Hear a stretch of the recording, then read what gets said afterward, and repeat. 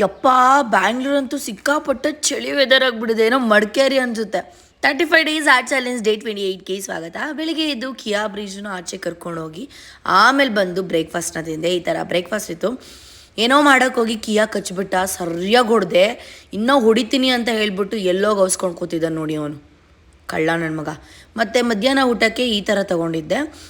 ಅದಾದಮೇಲೆ ಹೆಡ್ ಬಾತ್ ಮಾಡಬೇಕಿತ್ತು, ಅದಕ್ಕೆ ನಾನು ಸ್ವಲ್ಪ ಸ್ಕ್ಯಾಲ್ಫಿಗೆಲ್ಲ ಫುಲ್ ಪ್ಯಾಕ್ ಹಾಕೊಳ್ಳೋಣ ಅಂತ ಈ ಥರ ಮಾಡ್ಕೊಂಡಿದ್ದೆ. ನಿಮಗೇನೋ ರೆಸಿಪಿ ಬೇಕಂತ ತಿಳಿಸಿ. ಜಿಮ್ಗೆ ಹೋಗೋಕ್ಕೂ ಮುಂಚೆ ಊಟನ ಪ್ರಿಪೇರ್ ಮಾಡ್ತಾಯಿದ್ದೆ. ಆಮೇಲೆ ಪೂಜೆ ಮಾಡಿ ಫುಲ್ಲು ಟಿಪ್ ಟಾಪಾಗಿ ರೆಡಿಯಾಗಿ ಜಿಮ್ಗೆ ಹೋದೆ. ಇವತ್ತು 2 ಆ್ಯಪಲ್ ತಿನ್ಕೊಂಡು ನೀರು ತೊಗೊಂಡು ಇದು ಜಿಮ್ ಔಟ್ಫಿಟ್ಟು ಜಿಮ್ಗೆ ಹೋದೆ.